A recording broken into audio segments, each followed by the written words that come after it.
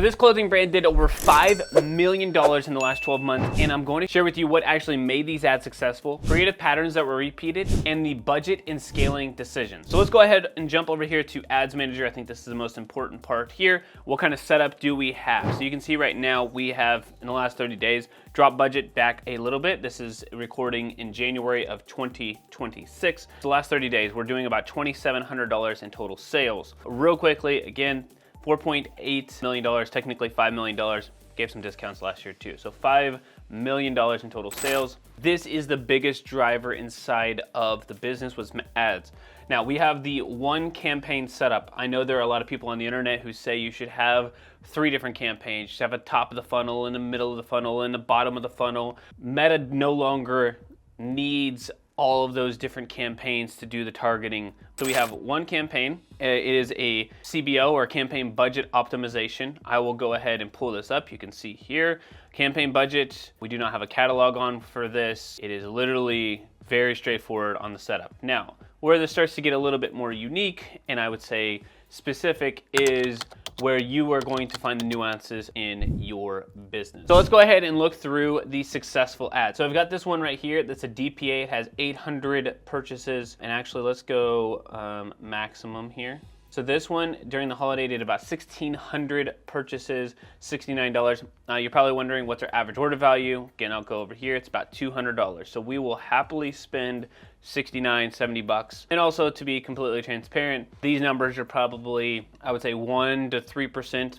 better, just because inside of TripleWell, that's what we would use for tracking. They're actually a little bit lower. All right, so this is what the DPA looked like. It was literally a Christmas DPA.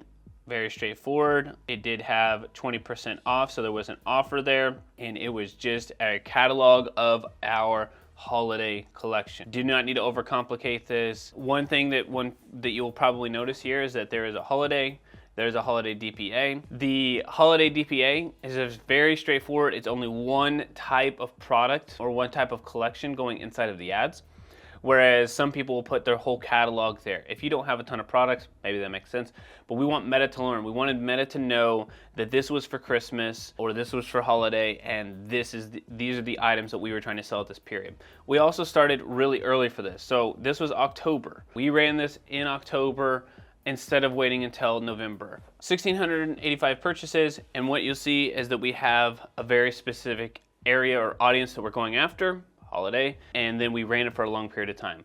You'll see that theme throughout. Okay, so what kind of successful ads does this have? One, every single brand that we work with that we scale, maybe this is nuanced to you, maybe this is completely not, is that every single brand that we scale, they have a DPA. So this particular brand, their approach was to have one campaign set up, prior to us anyway, and to just put everything into one account, and we agree with that.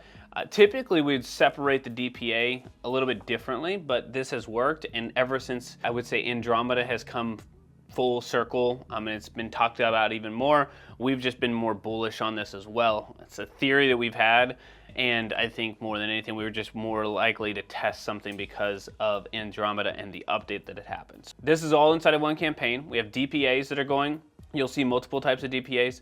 You'll see carousels. You will see very specific categories. So inside of the ad sets, we're focused on the positioning, right? So where are we in the marketplace? 2, what type of product are we actually selling? Okay, so for this, we come out, and this is a brand that does things that are custom in the sense that they create them in-house, and then it's done at scale. So it is custom, it is hand sewn, and then they have a winning product, and then they create a ton of them, and then it runs out, and then they redo it again. That is kind of the business model here. It is a boutique for those who are wanting. But every single one of these that you'll see, they're all specific. Labor Day, Valentine's Day, if you were going on a ski trip, Halloween, they're all specific to a very particular time of the year, holiday, season, and that's where we're getting the purchase. One of our best one is actually running right now. We have 813 purchases right now for $47.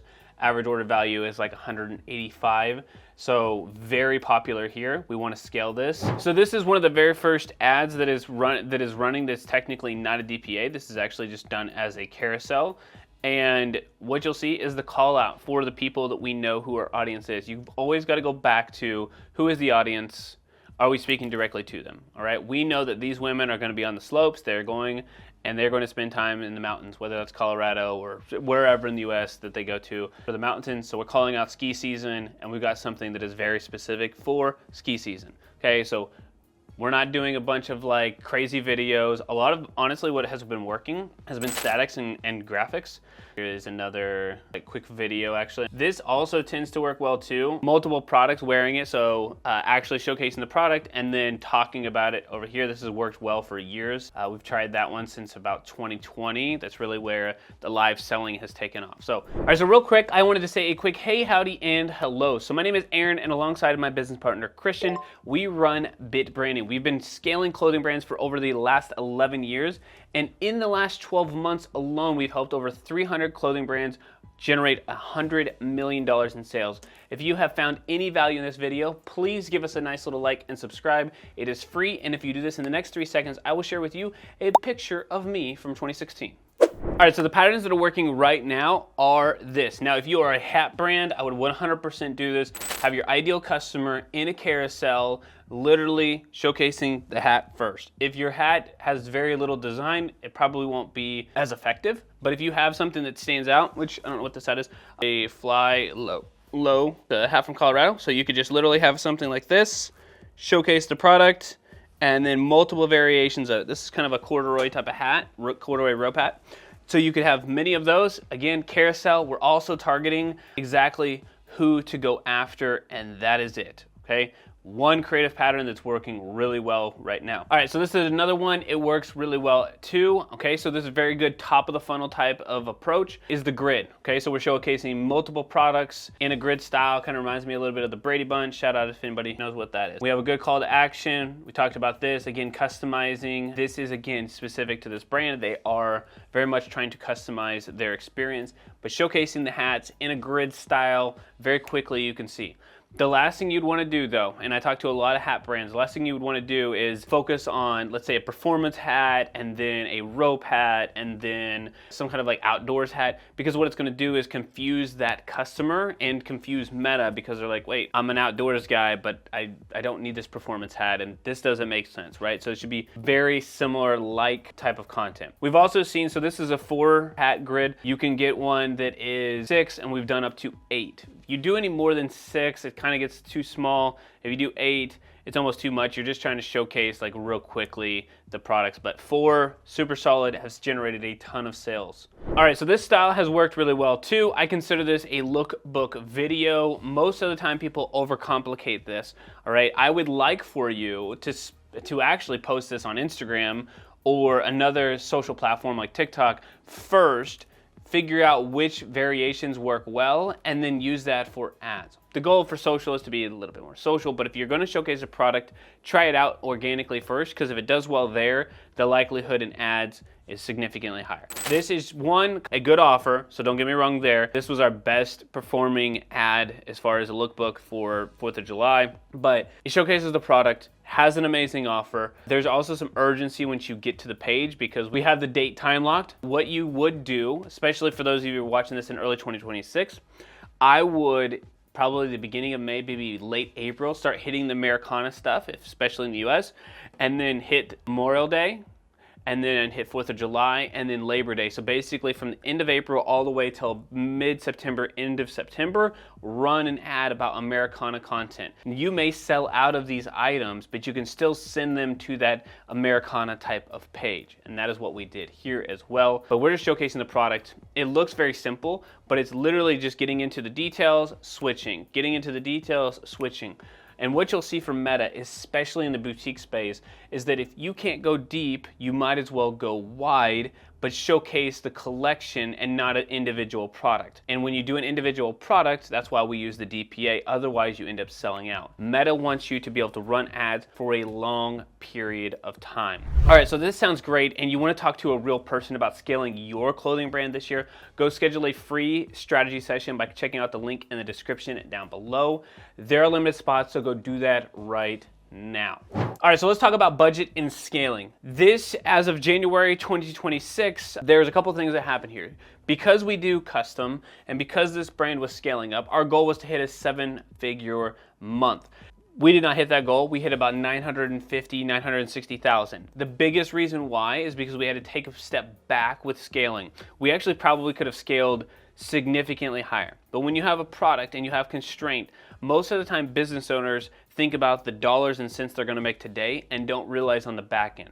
So if you do not have a 3PL and you're scaling up, or you do not understand forecasting and you've never hit a level that you've like this before, or if you never hit a level, let's say you're going from 10,000 to 50,000 or from 50 to 100, it's not just doubling the amount of revenue you're making, it's also significantly increasing the backload that you have for making sure that every order goes out correctly, making sure that you have the packaging done the way that you would like it to be. Your standards shouldn't lower. All right, so to give context, October we scaled to about 500,000. November was the month. Really, Black Friday, Cyber Monday went crazy. We did about 950 or so. At that point, we didn't have enough people to keep up with the amount of orders. When you're talking about 3,000 orders compared to, so when we go from October to November, we increased average order value, sure. Like that's not something that, it's not that big of a deal, just a little bit, but each order being packed, and then you add almost 500 orders, that's a significant amount every single day order-wise to be fulfilled, especially when you were talking about custom. For some people, you're like, look, I'll go grab something off the wall, I'll pick it and pack it in 500 orders over 30 days, especially for a third-party logistics company, no problem at all. But when things are being done custom and kind of going down an assembly line, that many more products being sold is significant. Okay, because the order here doesn't count individual SKUs, it counts each individual person and what they purchased. So on average, we were getting 20% more more products in each order than what we were previously. Slowed us down a little bit, we had to adjust budget, we scaled back and we had to do it kind of dramatically. We were spending, let me go back here so I can give you the actual number. So Random Day in November, we were getting close to almost $10,000 a day in spend. We were at about $6,000 the beginning of November, started scaling up. By the 19th, we've scaled almost to $10,000 a day, including Google ads. Google is about 20-ish% of total purchases or total sales during this period as well. So this is November, and then I want to say it was like right around here, you can see we completely kind of dropped down too. And by the end of the month, we were almost at, I would say 7,000 to 8,000 instead of the 10,000. We scaled back by a couple of grand. And then December, we completely scaled back as well. So the first part of December, we had dropped budget almost in half and then almost in half again by the middle of December. We did hit the goal. The goal in December was to hit about 500,000 because that's what we could do profitably. And we hit 600,000, so we exceeded the goal there. But the biggest thing happening, and especially going into January, and most people need to understand for this for budget, when you're scaling up, we do about a 5% increase unless we're really trying to be aggressive. We'll go 10 or 20%, and you can do that daily. If today is Friday, I'm going to look at Thursday, Wednesday, and Tuesday. If in that 3-day period, my blended return, which is the total return of the business across everything, is above my threshold. Let's say, for example, it's a 3x. If it's above a 3x across the board blended, then I'm going to scale by 5, 10, or 20%. At this particular brand during this time period, we're doing it by 20%. It's now January, and so every day we look at this, and if it's above that, we scale by 5%. So we're incrementally doing it, and basically we're incrementally increasing the budget so that we can scale back up. January is typically slower. February picks up a little bit. March is humming. April and May are really great months. Our goal is to go like this. It's much easier for us to start scaling in January like everybody else when there's less advertising spend. Okay, so if you're wanting to scale your business with Facebook ads step by step and walk through exactly how to build them for yourself, go watch this video right here next. Thank you guys so much for watching. I will see you next week, and P.S. make sure you subscribe.